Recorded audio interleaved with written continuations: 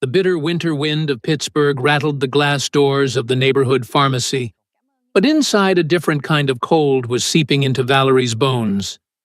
She stood at the brightly lit counter, her trembling hands pressed flat against the synthetic wood grain, watching the pharmacist meticulously inspect the golden band. Mr. Peterson, a man whose face seemed permanently set in a mask of sheer indifference, held the delicate ring up to the harsh fluorescent lights.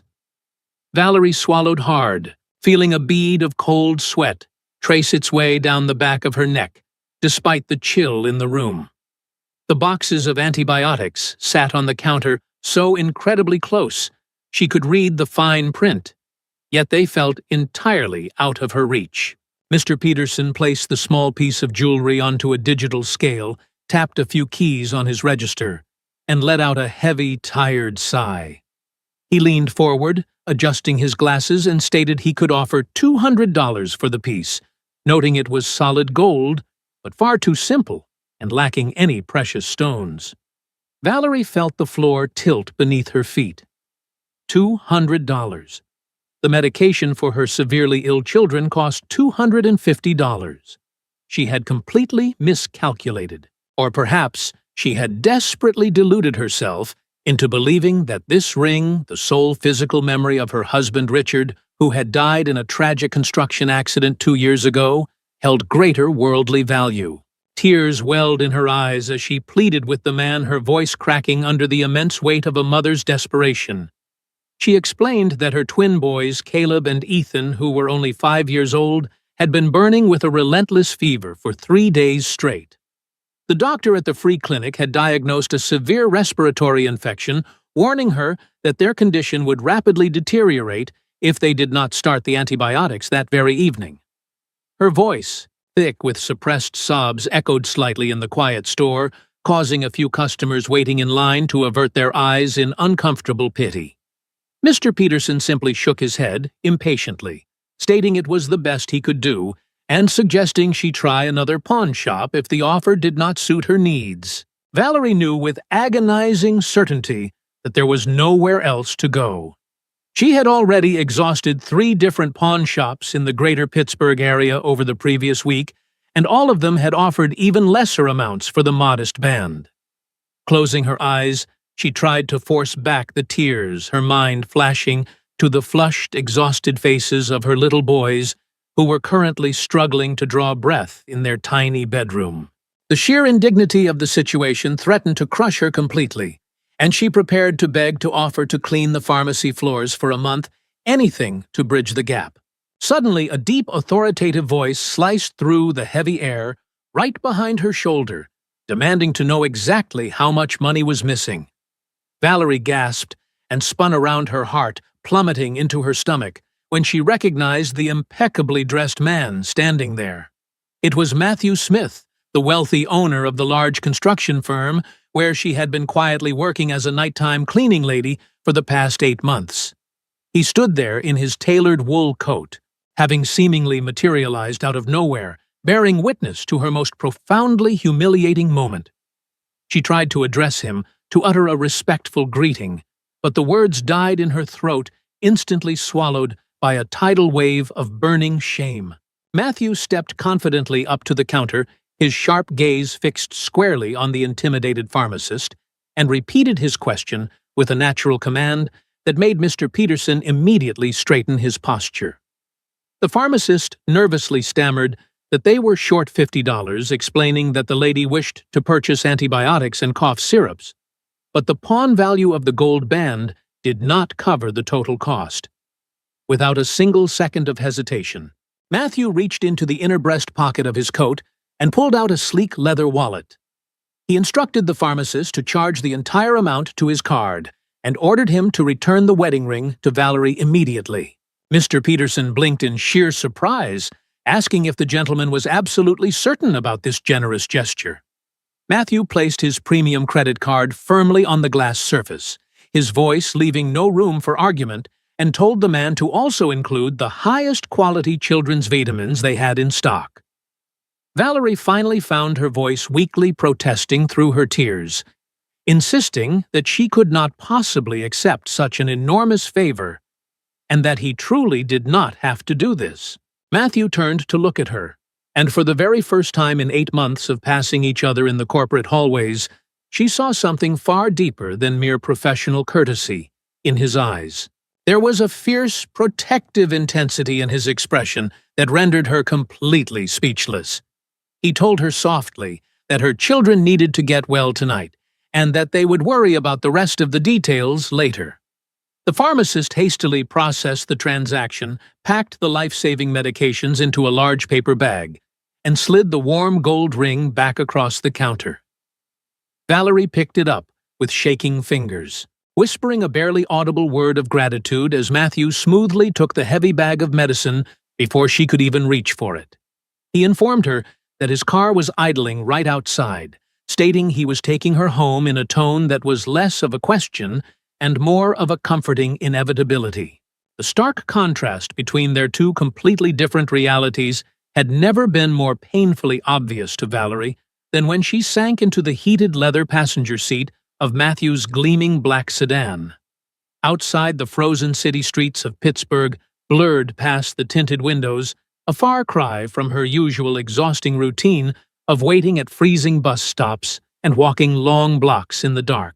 Matthew had opened the door for her with a level of polite chivalry that only served to disorient her further, making her feel entirely out of place in his pristine world.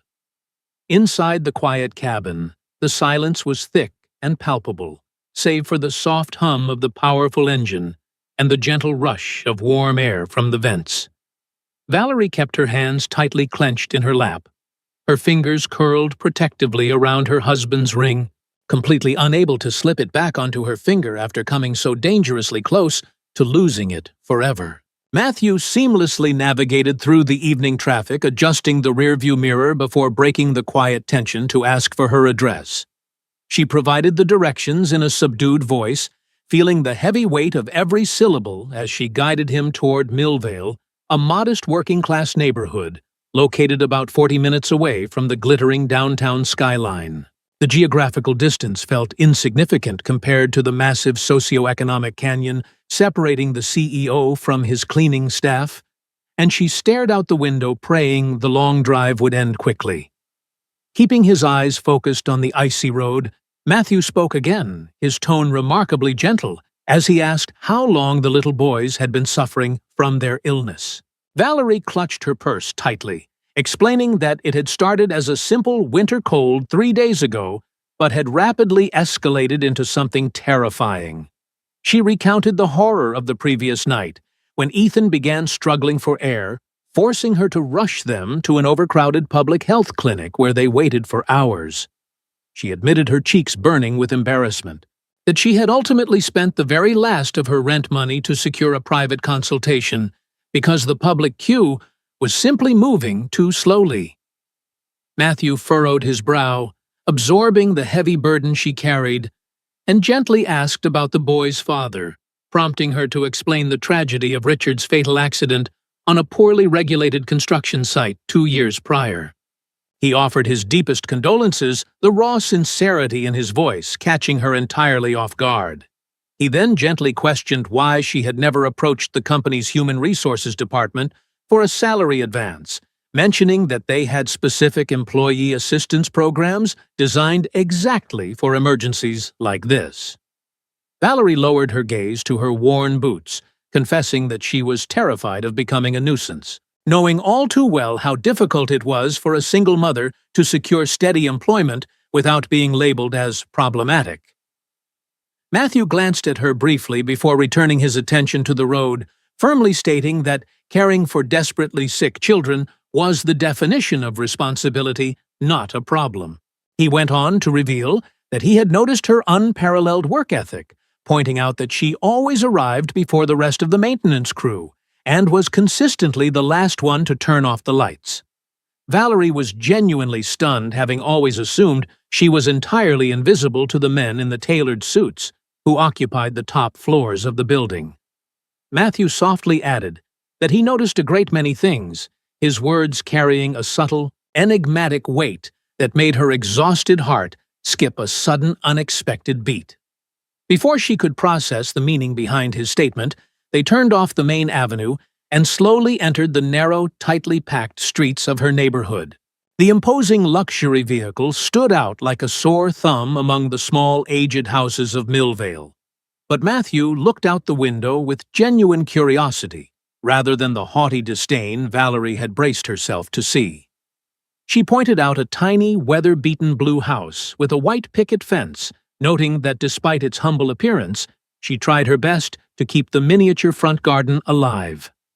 Matthew smoothly parked the heavy car alongside the cracked curb and killed the engine, stepping out into the freezing air before she could even reach for her door handle. He retrieved the pharmacy bags and walked to her side, completely ignoring her anxious protests that her home was far too messy and humble for a man of his stature to enter. Matthew firmly insisted that he needed to ensure the boys were going to be all right, his unwavering determination leaving absolutely no room for debate or refusal. He kindly asked her to drop the formal titles and simply call him by his first name, as she nervously led him up the short concrete walkway. Before Valerie could even insert her key into the lock, the front door swung open to reveal Mrs. Rachel, her 60-year-old neighbor and trusted babysitter, whose deeply lined face was etched with sheer panic. The older woman gasped in relief at the sight of Valerie, urgently reporting that Caleb's fever had spiked dangerously high, and Ethan was caught in a relentless coughing fit. Mrs. Rachel stopped dead in her tracks, her eyes widening to the size of saucers as she finally noticed the incredibly tall, impeccably dressed stranger looming politely behind her young friend. Valerie quickly stumbled through a panicked introduction, explaining that this was her boss, Matthew, who had graciously driven her home and helped acquire the desperately needed medication. Without wasting another second on pleasantries, Valerie sprinted down the narrow hallway toward the back bedroom, with Matthew following closely on her heels. The room was tiny, barely holding two small twin beds pressed against the walls, where the little boys lay thrashing their faces, flushed a frightening shade of crimson as they fought for every single breath. Valerie instantly dropped to her knees on the worn carpet, right between the two small beds, frantically pressing her cool palms against her children's burning foreheads, while whispering soothing promises that the medicine had finally arrived. Matthew stood in the doorway for a brief moment, observing the heartbreaking scene, feeling an unfamiliar profound ache expanding within his chest. There was such a massive, undeniable purity in her maternal devotion, a fierce love that completely eclipsed the poverty of their surroundings. Snapping out of his reverie, he swiftly moved to the small dresser, opened the pharmacy bag, and pulled out the bottles of liquid antibiotics and fever reducers, scanning the dosage instructions with intense focus. He asked Valerie if she had a proper measuring syringe, prompting her to dash to the kitchen and return seconds later with the necessary medical supplies. Matthew took the plastic syringe, his large hands surprisingly gentle and precise as he measured out the exact dosage of the thick pink liquid required for the boy's weight.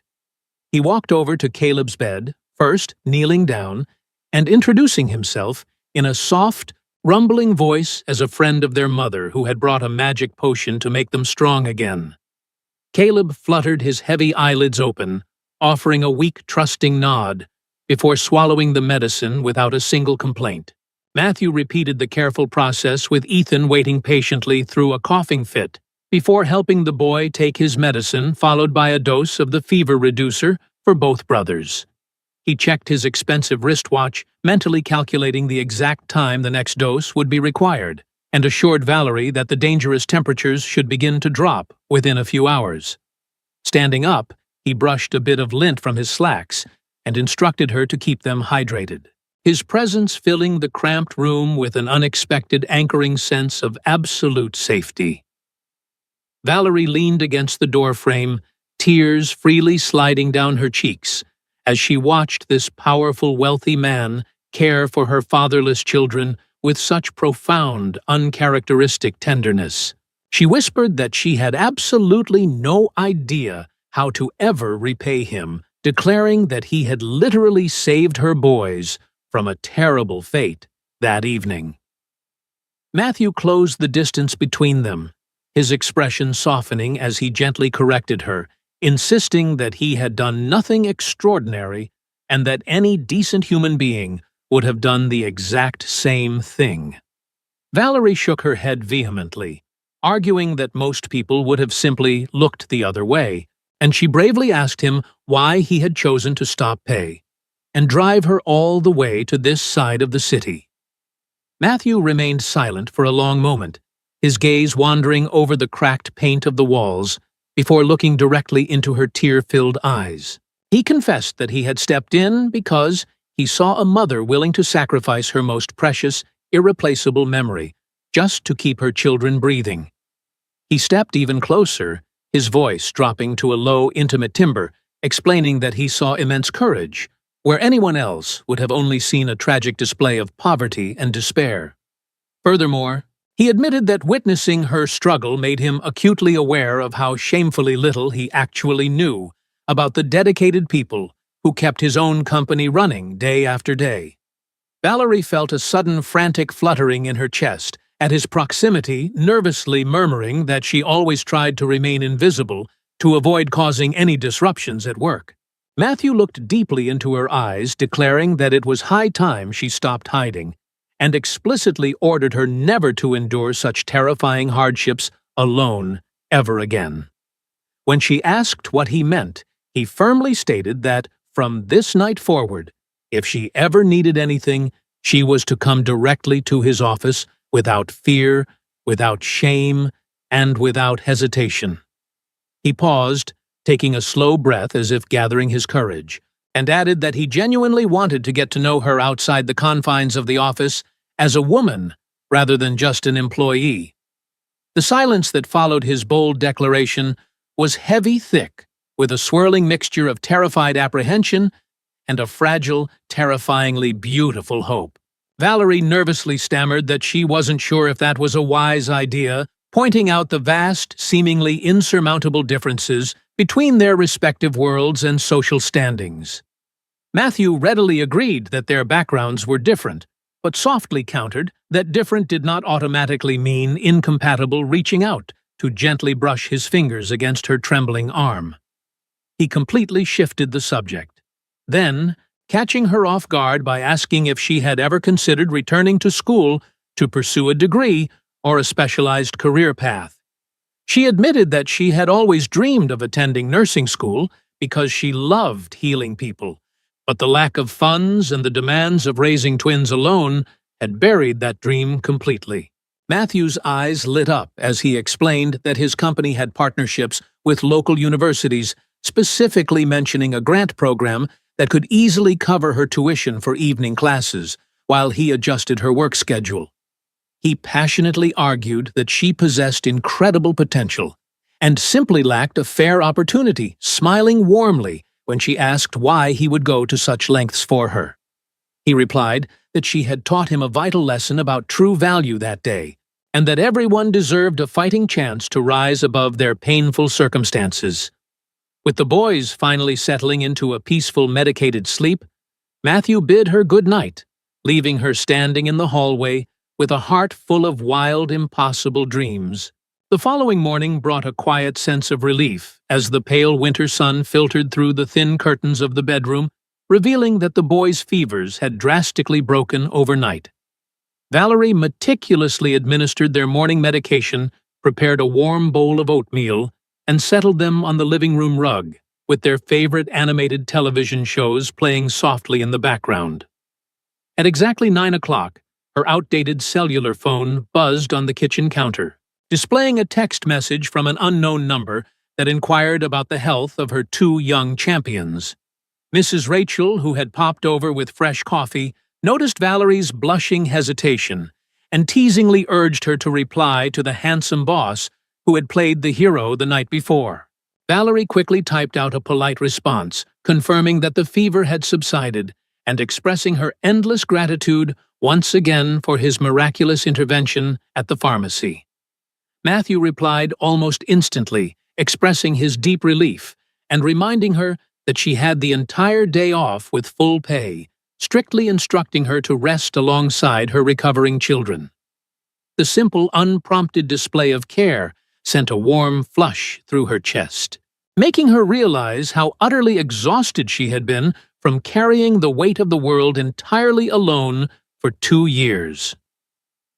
Later that afternoon, Matthew called her directly, his deep voice crackling through the cheap speaker, asking if it would be intrusive if he dropped by after 7 o'clock in the evening to bring some supplies. Despite her initial protests that he had already done more than enough, the subtle hope in his tone broke down her defenses, and she found herself agreeing to his evening visit. When the clock struck 7, the heavy black sedan pulled up to the curb once more, and Matthew emerged carrying 3 large canvas grocery bags, looking strikingly handsome, without his customary tie, and with his crisp sleeves rolled up to the elbows.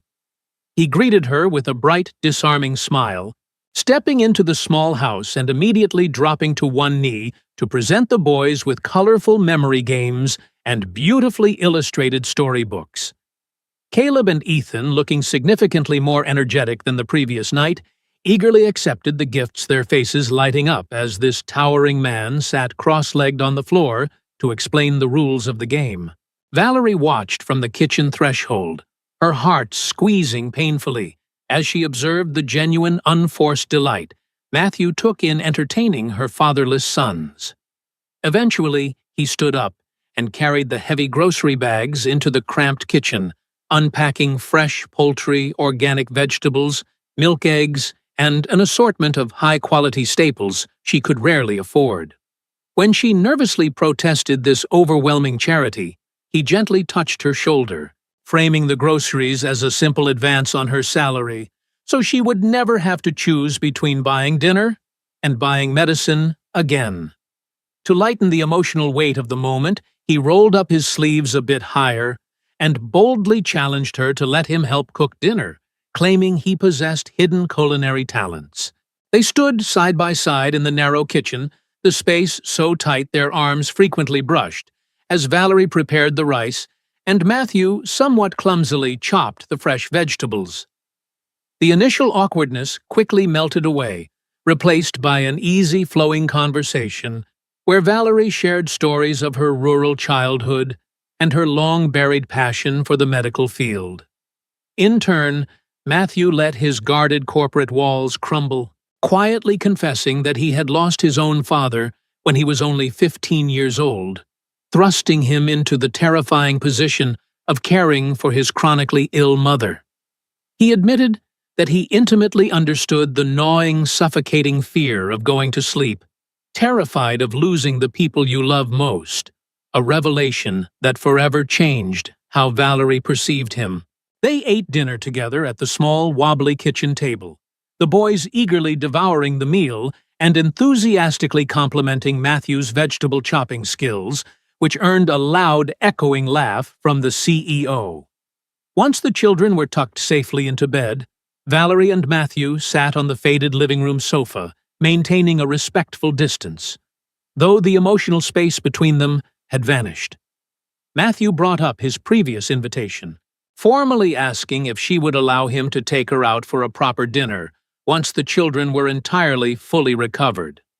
Valerie stared at her hands, voicing her deep-seated fear of the vicious office gossip, specifically mentioning Brenda, the notoriously sharp-tongued receptionist, and how rumors could ultimately jeopardize her vital employment. Matthew listened intently, his expression hardening slightly as he firmly assured her that he would never allow anyone in his building to treat her with anything less than absolute respect. He promised that they could be as discreet as she wished, dining in quiet neighborhoods far away from the corporate downtown district, ensuring her professional dignity remained completely intact. He leaned forward, resting his elbows on his knees, and stated that the only fear he harbored was the fear of walking away and spending the rest of his life wondering what could have been.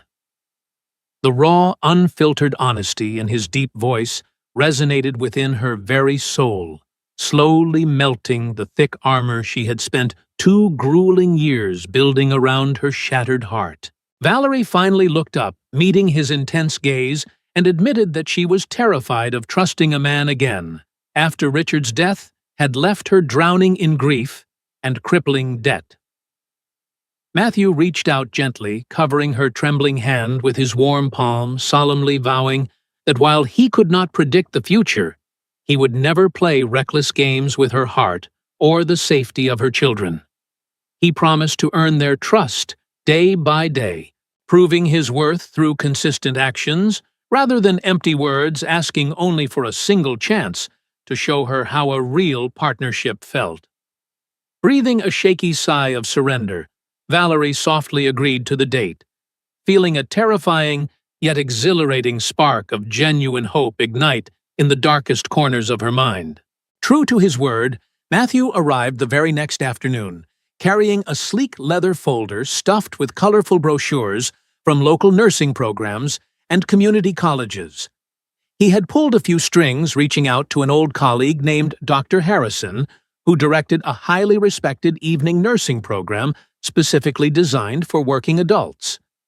They sat at the small kitchen table armed with a calculator and notepads, spending hours mapping out a realistic schedule that balanced her cleaning shifts, her coursework, and her duties as a mother.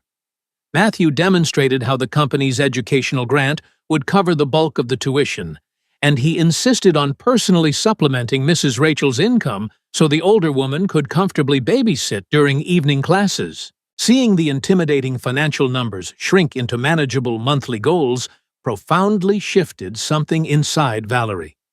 For the first time in her adult life, she was not just surviving, but actively planning a future. When Matthew left to allow her time to get ready for their date, Valerie felt a nervous energy bubbling in her stomach, rushing to her closet to find something suitable. She pulled out a simple, elegant navy blue dress she had not worn since Richard's funeral, carefully styling her hair and applying a subtle touch of lipstick to bring color back to her exhausted face. Mrs. Rachel arrived promptly at 6, bringing a plate of fresh-baked cookies for the boys and offering Valerie a warm, encouraging hug, telling her she absolutely deserved every ounce of this newfound happiness. At exactly 7:30, the doorbell rang, and Valerie opened the door to find Matthew standing on the porch looking breathtakingly handsome in a casual button-down shirt and tailored jeans, holding a small bouquet of wildflowers. He looked at her with an expression of pure, unadulterated awe, whispering that she looked incredibly beautiful, before greeting the boys and promising them a weekend trip to the park very soon. They drove to a quiet, warmly lit diner on the outskirts of the city, a place known for its excellent comfort food and secluded wooden booths that offered perfect privacy. The atmosphere was incredibly relaxed, completely devoid of the suffocating pretension Valerie had feared, allowing her to finally let her guard down and truly enjoy the evening. Over plates of roasted chicken and warm pie, they talked for hours, moving past their initial shared traumas to discuss their favorite books, terrible movies, and secret dreams. Valerie found herself laughing loudly, her eyes crinkling at the corners, as Matthew recounted disastrous corporate meetings and embarrassing mistakes he had made during his early days as a young executive. He possessed a remarkable ability to listen deeply, maintaining eye contact, and asking thoughtful questions that made Valerie feel seen and valued in a way she had never experienced before. The massive divide of wealth and status that had initially terrified her seemed to evaporate completely within the confines of that wooden booth, leaving only two people genuinely fascinated by one another. When he finally drove her home, the Pittsburgh streets were blanketed in a quiet, peaceful darkness, the only sound the soft crunch of tires against the icy pavement. Matthew walked her to the front door, pausing under the dim yellow light of the porch, the freezing winter air creating small clouds of white vapor with every breath they took. He reached out his fingers, gently brushing a stray lock of hair behind her ear, reiterating his promise that they would take this journey as slowly as she needed, without any pressure or rush. Valerie looked up into his eyes, reading the absolute sincerity written there, and found herself leaning slightly forward, her heart pounding a frantic rhythm against her ribs. Matthew closed the remaining distance, cupping her cheek with a warm hand, and kissed her with a slow, agonizingly gentle reverence that sent shock waves of warmth straight down to her toes. It was a kiss built on profound respect and unspoken promises, a deliberate sealing of a pact that completely erased the lingering ghosts of her tragic past. When they finally parted, both slightly breathless, he whispered against her forehead that he desperately wanted this to be the first of many beautiful nights together. Valerie smiled, a genuine, radiant expression that illuminated her face, whispering back that she was finally ready to stop being afraid and start embracing whatever beautiful chaos lay ahead. 6 months flew by in a whirlwind of late-night studying, quiet weekend dates, and a slowly blossoming, deeply rooted love that transformed every aspect of Valerie's demanding life. She had officially started her nursing program under Dr. Harrison's guidance, proving to be a brilliant and fiercely dedicated student, fueled by the relentless desire to build a better life for Caleb and Ethan. Her relationship with Matthew remained a closely guarded secret at the construction firm, but the subtle, loving glances they exchanged in the hallways provided her with endless strength during her grueling shifts. Furthermore, Matthew had seamlessly integrated himself into the boys' lives, becoming a steadfast father figure who spent his weekends helping with school projects and teaching them how to ride bicycles in the park. Eventually, they decided to introduce their worlds to one another, starting with a lively summer barbecue at Matthew's sprawling estate, where Mrs. Rachel and the twins ran freely through the massive manicured gardens. Valerie met his inner circle of friends who welcomed her with genuine warmth, completely dismissing her fears of judgment and proving that Matthew had surrounded himself with people who valued character over bank accounts. 2 grueling but immensely rewarding years passed, marked by Valerie's exhausting clinical rotations, endless exams, and her eventual promotion to an administrative assistant role at the firm, championed surprisingly by Brenda, who had grown to deeply respect her. Through every sleepless night and moments of overwhelming self-doubt, Matthew was her unwavering anchor, brewing coffee at midnight, quizzing her on medical terminology, and fiercely protecting her peace of mind. The day Valerie finally walked across the university stage to accept her nursing diploma, the auditorium erupted in deafening cheers from her small but fiercely loyal cheering section. Matthew, sitting proudly in the very front row, beside a weeping Mrs. Rachel, and the wildly cheering twins, beamed with a level of pride that rivaled his greatest corporate achievements. She looked radiant in her white uniform, holding the heavy parchment that represented a complete rewrite of her family's destiny, knowing she had earned every single letter of her new title. After the ceremony, Matthew hosted a beautiful, intimate celebration at his home, stringing fairy lights across the patio and hiring a small band to play joyful music into the warm evening.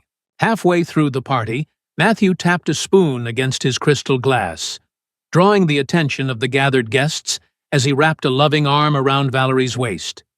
He spoke eloquently about a cold winter night at a local pharmacy, recounting the heartbreaking image of a fiercely devoted mother prepared to trade her most precious memory for her children's survival. His voice thickened with emotion as he declared that witnessing her sacrifice had forever changed his understanding of true wealth, and that her strength had illuminated the darkest corners of his own life. Without warning, he stepped back, dropping to one knee right there on the stone patio, and reached into his pocket to produce a small velvet box containing a stunning, brilliant diamond ring. Matthew looked up at her, tears shimmering in his eyes, and asked the brilliant, resilient woman standing before him if she would do him the ultimate honor of becoming his wife and building a forever family. Valerie covered her mouth, sobbing tears of absolute, unfiltered joy as she looked at Caleb and Ethan, who were jumping up and down, screaming for her to say yes. She nodded vigorously, uttering a breathless agreement as he slid the exquisite ring onto her finger. sealing the promise with a passionate kiss while their friends and family cheered wildly. Later, as they danced slowly under the twinkling lights, she rested her head against his chest, realizing she had never needed to sell her past in order to secure a beautiful future. As the music played softly in the background, Valerie leaned against her new fiancé, reflecting on the arduous journey that had brought them here. She realized that life, with all its bitter winds and crushing weights, often pushes us to the very edge of our endurance, forcing us to make agonizing sacrifices for those we cherish. Yet it is precisely in our darkest, most desperate moments when we are willing to surrender our most treasured possessions out of pure, selfless love that destiny quietly intervenes. The universe has a profound way of rewarding relentless resilience and unwavering devotion. We learn that genuine humanity still thrives in the hearts of strangers, and that compassion can bridge the vastest divides of wealth and social standing. No matter how deep the scars of the past may be, or how insurmountable the present hurdles appear, maintaining faith in the goodness of others can illuminate paths we never knew existed. Ultimately, our greatest strength lies not in enduring hardship alone, but in having the courage to open our hearts again, allowing love, empathy, and community to heal our deepest wounds and rewrite the chapters of our lives with hope and lasting grace.